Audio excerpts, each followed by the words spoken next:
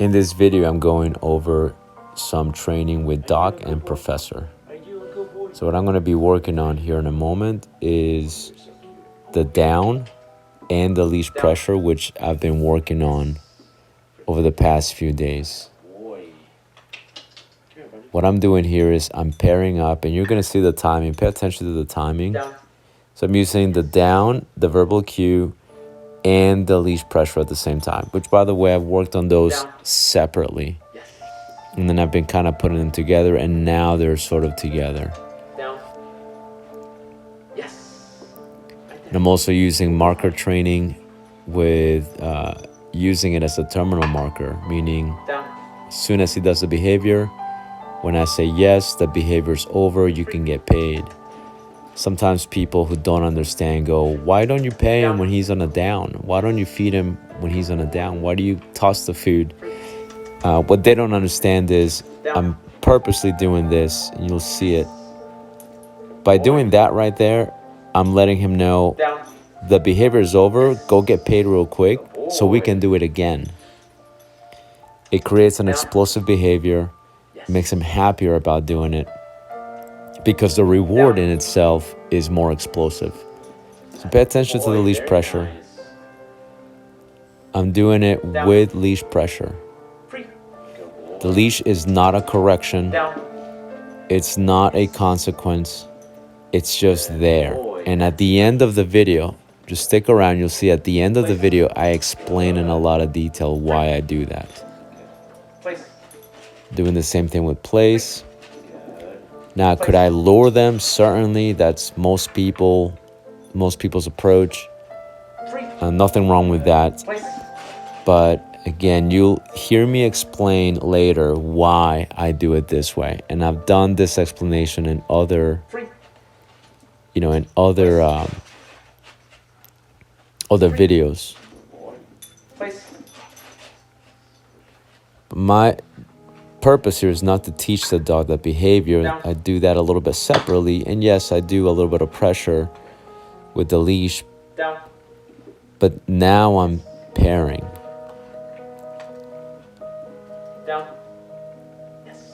So why not give the dog the chance to do it? Well, because dogs are not verbal when it comes to learning, right? They're not, it's not auditory. Mostly the way in which they excel at learning is physical, tactile. So I'm facilitating the learning by using a tactile introduction. I'm also rewarding him on an intermittent basis. So I'm not rewarding every single repetition.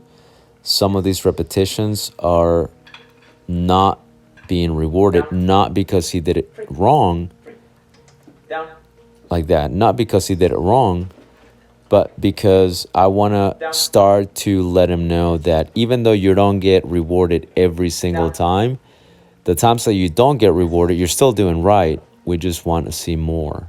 So that's what is called an intermittent schedule of reinforcement, right? We're not rewarding every single time.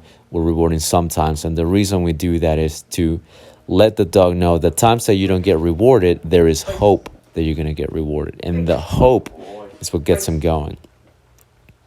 If I just go from reward to no reward, that's when you kill the hope, and that's when the performance goes down. That's when the excitement goes down. I wanna put the dog on an intermittent schedule so that they understand payment is still there. Even though here you'll see me do it a few times without payment, back and forth. When I do finally pay him, when I do finally reward him, I'm letting him know, just hang tight, it's coming. You just don't know when. Now, classical music, I love classical, easy music. It helps me clear my head. I listen to it when I meditate, when I'm reading. So I do also either I'll have a Bluetooth earbud. You probably see me on the videos where I'm training, or sometimes I just have it on a speaker, like in this case. And just spending a little bit of time with Doc. They're both really, really sweet dogs. Professor, the black one, took several days to warm up to me, but now he's starting to warm up to me. This guy, Doc, he was very confident from the very beginning, which makes the training easier. Now just having a little bit of bonding time. Did this with Professor as well, but Doc obviously enjoys it way more.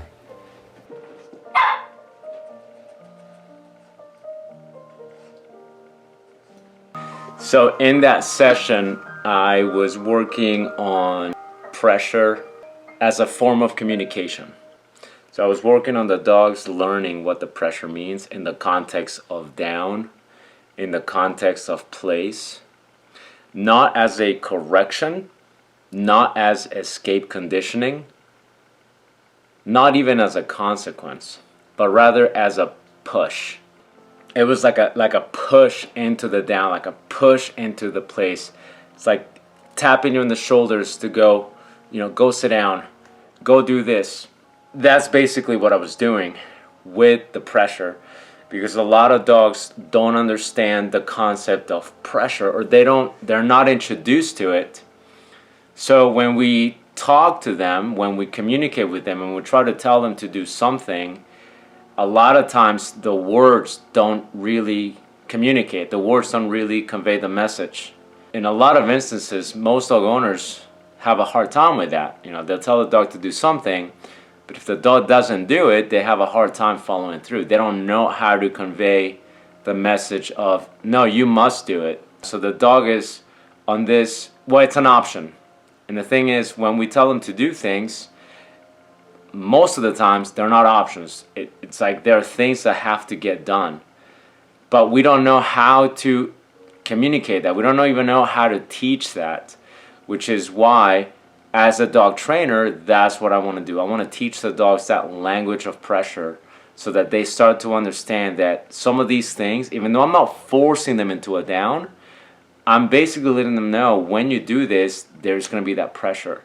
Now, this is a training session that you didn't really see the progression of. I've been working with them for a little less than a week.